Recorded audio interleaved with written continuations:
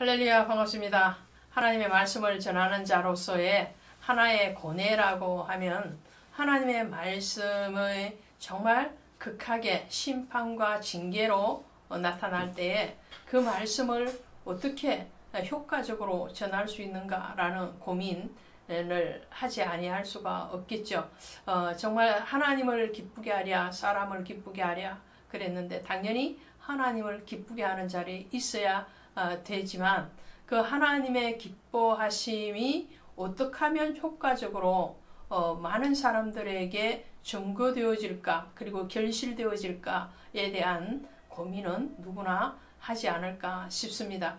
에레미야의 고민도 거기서 있었겠죠. 에레미야는 유다의 여러 왕들 그리고 제사장, 선지자 또 백성들에게 하나님의 심판에 대한 말씀을 전할 때 그들이 정말 하나님의 그 심판에 대해서 받아들이고 그 심판 안에서 다시 회개되어지기를 간절히 누구보다도 간절히 원했겠죠. 그러함에도 불구하고 오늘 에레미야서 27장 28장에 가시면 에레미야의 그 징계 하나님의 징계하심에 대한 심판의 경고에 대해서 이스라엘의 지도자라고 할 수 있는 선지자들이 극렬하게 저항하는 모습을 보게 됩니다. 저항한다는 것은 하나님의 주권을 인정하지 않는다는 것일 뿐만 아니라 자기 죄에 대한 고백이 일어나지 않고 있다는 것을 알 수가 있겠죠. 오늘 선지자, 거짓 선지자들과 싸우는 에레미야의 모습을 본다는 거죠. 이 선지자라는 말은 나비라는 히브리어죠.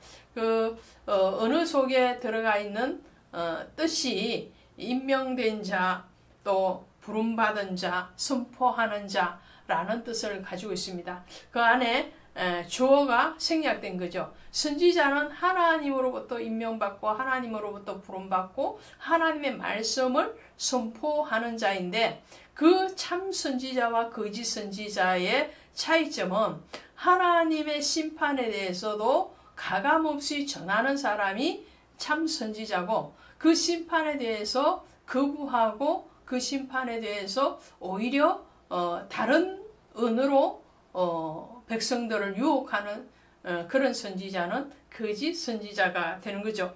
오늘 그 거짓 선지자들이 나타나게 됩니다. 그래서 하나님이 이 거짓 선지자들에 대해서 예언을 하시면서 누구를 등장시키느냐 하니까요. 내 종 바벨론의 왕 느부갓네살 이렇게 표현을 해요. 자, 어디에 있느냐면 27장 6절이에요. 27장 6절에 가시면 이제 내가 이 모든 땅을 내 종 바벨론의 왕 느부갓네살 손에 두고 또 들짐승에게 그들을 주어서 숨기게 하였나니. 자, 그들을 줬다는 것은 요야김, 요야긴, 시드기야 왕을 비롯한 모든 유다 백성들을 얘기합니다. 하나님이 유다를 심판하고 예루살렘 성전을 허물 것이라는 그 예언에 대해서 거짓 선지자들은 받아들이지 못했지만 그리고 왕과 백성들도 거기에 대해서 온전하게 받아들이지 못했지만 하나님의 결정하심은 정확하게 이루어질 것인데 그 이루는 도구가 누구냐니까 바벨론의 왕 느부갓네살입니다. 이 바벨론의 왕 느부갓네살을 말을 할 때 내 종 이렇게 말을 하거든요. 이 말씀은 무슨 말씀일까요? 이 느부갓네살이 바벨론의 왕으로 등극한 원년부터 이 느부갓네살은요 하나님의 주권 아래에서 하나님의 몽둥이로서 유다를 침략하게 됩니다. 그리고 그 유다를 1차, 2차, 3차에 침략을 하고 그리고 포로로 관료들과 백성들을 잡아가는 역할을 느부갓네살이 하거든요. 그래서 605년에 침략을 해서 대표적으로 다니엘을 1차 포로로 잡아갑니다. 그리고 난 뒤에 느부갓네살 8년에 597년에 다시 침략을 하죠. 그리고 잡아가는 사람이 이 에스겔 선지자가 되는 거죠. 그리고 또 느부갓네살 19년부터 23년에 걸쳐서 유다를 다시 침략을 합니다. 이때 3차 포로로 잡혀가는 사람이 시드기야 왕을 비롯한 백성들이 잡혀가게 됩니다. 이 하나님의 도구로, 하나님의 심판의 도구로 사용되어진 느부갓네살을 통해서 하나님은 하나님의 주권에 대해서 유다 나라에 완전하게 선포하게 되죠. 그러면서 그 느부갓네살을 내 종이라고 표현을 하고 있거든요.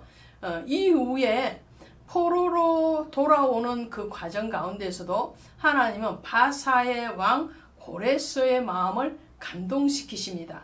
이 말씀은 무슨 말씀이냐 하니까 유다 백성이 아니라도 이스라엘 백성이 아니라도 하나님 얼마든지 이방인을 들어서도 하나님의 역사를 이루어 가실 뿐만 아니라 하나님의 백성들, 하나님의 자녀들을 심판하는 도구로 이방인들을 쓰신다는 거예요.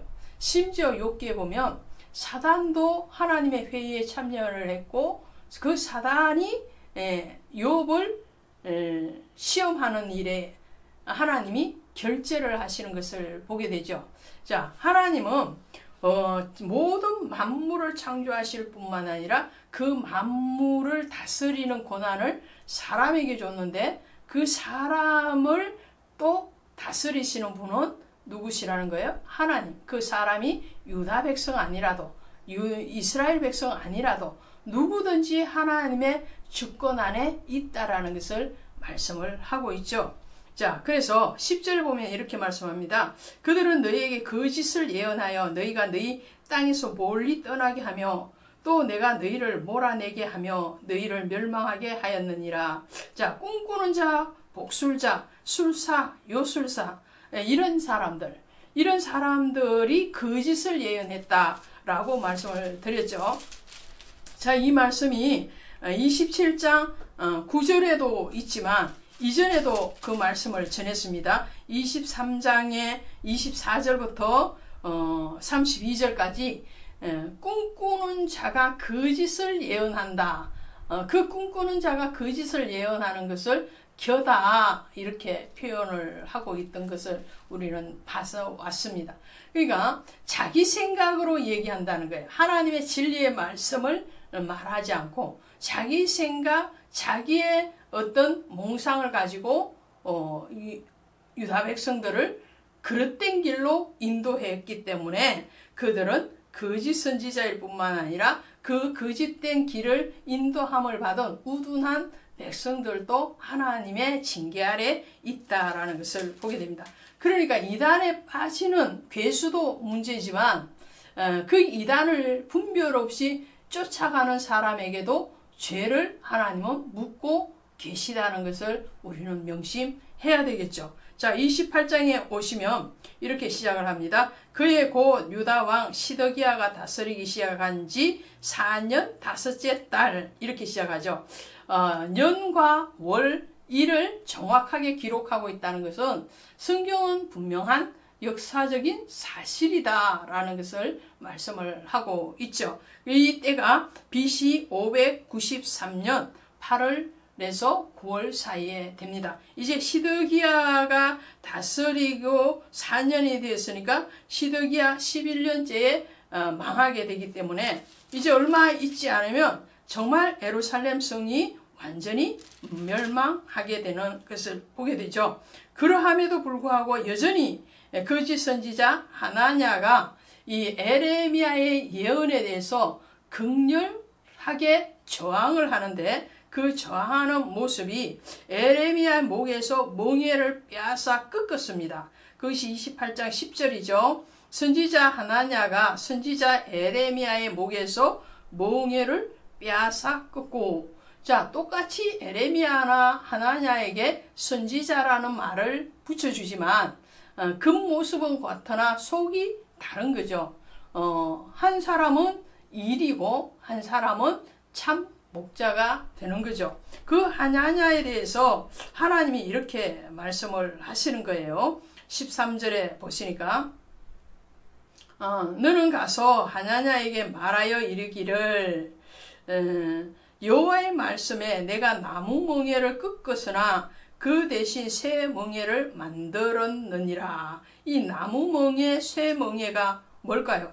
27장 8절에 나와 있는 말씀과 같은 거예요. 27장 8절에 가시니까 여호와의 말씀이니라 바벨론의 왕 느부갓네살을 섬기지 아니하며 그 목에서 바벨론 왕의 멍에를 매지 아니하는 백성과 나라는 내가 그들이 멸망하기까지 칼과 기근과 전염병으로 그 민족을 멸하리라. 이 멍에라는 것은 하나님이 유다 백성들을 바벨론의 침략에 의해서 포로로 잡혀가게 할 것이고, 그 포로로 잡혀간 유다 백성들은 바벨론 왕의 고통의 멍에, 그러니까 노예의 삶을 70년 동안 살게 될 것이라는 것이죠. 그것을 상징적으로 에레미야에게 보여주셨고, 에레미야는 그것을 행동 예언으로 합니다. 실질적으로 나무 멍에를 목에 낙이나 소처럼 걸치고 가는 모습을 보여주죠. 근데 그것에 대해서 하나냐가 그 나무 멍에를 꺾어버린다는 것은 우리는 바벨론으로 포로로 잡혀가지 아니할 것이다. 하나님은 우리를 심판하지 아니할 것이다. 예루살렘 성은 여전히 하나님이 임재하시는 성전이요, 또 하나님께 예배하는 장소가 될 것이다 라고 말을 하는 거죠. 거기에 대해서 하나님은 너가 나무 멍에를 꺾어버렸다고 해서 그것이 없어지는 것이 아니고 더 고통스러운 새 멍에를 매게 될 것이다 라고 말씀하는 거예요. 저항을 해서 바벨론으로 포로로 잡혀가지 않는 것이 남은 자가 아니고 하나님의 주권을 인정하고 자기의 죄에 대해서 고백이 일어나면서 바벨론으로 잡혀가서 거기에서 회개하고 새 심령으로 회복되어지는 그 사람이 바로 남은 자요, 하나님이 지키시는 자라는 것을 말씀을 27장 8절에서 하고 있고 28장 13절에서 말씀을 하는 거예요. 예수님께서 제자들에게 말씀을 하시죠. 누구든지 나를 쫓아오려거든 날마다 자기를 부인하고 자기 십자가를 지고 나를 쫓을 것이니, 자기 부인이 일어나야 된다는 거예요. 자기 부인이라는 것은 내가 드러나는 것이 아니고 주님이 드러나야 된다는 거예요. 주님의 뜻이 선포되어지는 것에 대해서 받아들이고 그 주님 앞에 나의 나됨이 없다라는 것을 고백하는 거죠. 그리고 자기 십자가를 진다고 그랬어요. 오늘 이 멍에를 치고 가야 되는 거거든요. 그렇지 못하게끔 한 이 하나냐에 대해서 하나님은 너의 생명이 금년 안에 죽으리라 16절에 그렇게 말씀을 하시더니 17절에서 선지자 하나냐가 그의 7째 달에 죽었더라. 하나님의 심판에 대해서 저항을 한다고 해서 살아남는 것이 아니라는 것을 말씀을 합니다. 하나님이 살릴 자는 반드시 살리시는데 그 살림은 하나님의 주권을 인정하는 자가 살아나는 것이지, 하나님의 주권에 대해서 대항하고 자기의 생각으로 거짓을 선포한다고 해서 그 거짓대로 일이 이루어지지 않고 하나냐처럼 하나님 앞에 오히려 죽음으로 그 죄값을 물으시는 것을 보게 됩니다. 오늘 우리는 성도입니다.